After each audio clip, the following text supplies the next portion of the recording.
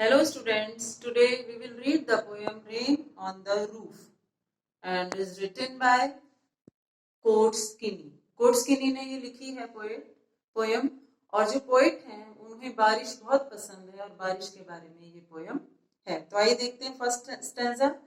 When the humid shadow hover over all the starry spheres and a melancholy darkness gently weeps in rainy tears, what a bliss to press the pillow of a cottage chamber bed and lie listening to the patter of the soft rain overhead. अब यहाँ पर poet क्या कहते हैं, क्योंकि नाम से पता चल रहा है पोयम जो है वो बारिश पर आधारित है, तो पोएट को बारिश बहुत पसंद है और वो कहते हैं कि जब भी बारिश गिरती है ऊपर से तो उन्हें लगता है कि आसमान रो रहा है और वो बारिश की बूंदों को टीयर्स से कंपेयर करते हैं। वो कहता है कि मैं बहुत लकी हूँ कि बारिश की बूंदों को या बारिश की आवाज को अपने चैम्बर से, अपने बेडरूम से लेटे लेटे सुन सकता हूँ। सेकंड है, every tinkle on the shingles has an echo in the heart and 1,000 dreamy fancies into busy being start, and 1,000 recollections weave their air threads into woof as I listen to the patter of the rain upon the roof.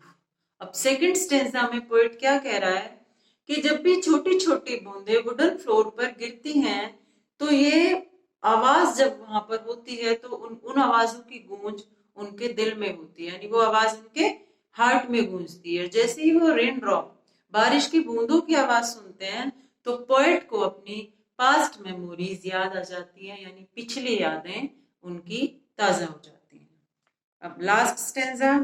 Now in memory comes my mother as she used in years agone to regard the darling dreamers ere she left them till the dawn. Oh, I feel her fond look on me as I listen to this refrain which is played upon the shingles by the patter on the rain. And in last stanza poet क्या कहते हैं कि poet को बारिश की बूंदों को देखकर उसकी माँ के साथ जो जुड़ी हुई यादें थी, जो अब नहीं है, माँ के साथ जुड़ी हुई यादें उनको मेमोरीज ताजा हो जाती हैं, जो कि अब माँ उनकी जिंदा नहीं है।